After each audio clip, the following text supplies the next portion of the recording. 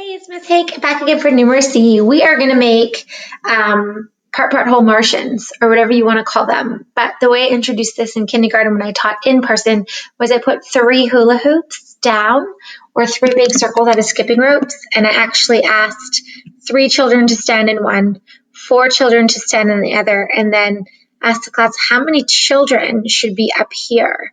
So what's 3 and 4? Yeah, so it would be 7. So it's a good idea of representing and by playing this with actual students.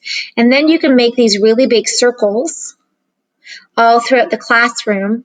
They can use counters. They love using Lego Connect blocks if you're outside, rocks or sticks, but just having them create, I call them Martians because they kind of look like Martians with a head and 2 little feet, but part whole circles. So give them opportunities just to play with different things. They could do bigger daubers at one. They could do stickers at one. They could rotate. They can do bodies, their own friends and their peers.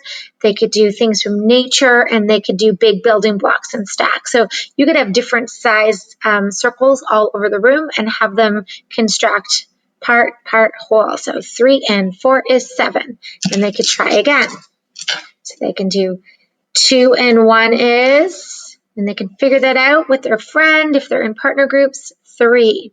And you can have fun little stuff for them to manipulate and play around with. All right, have a fun time. This is always a fun little activity, and they love doing it with their friends first in hula hoops or skipping ropes. So, or stuffed animals if you're at home. That would be really awesome. Okay, bye.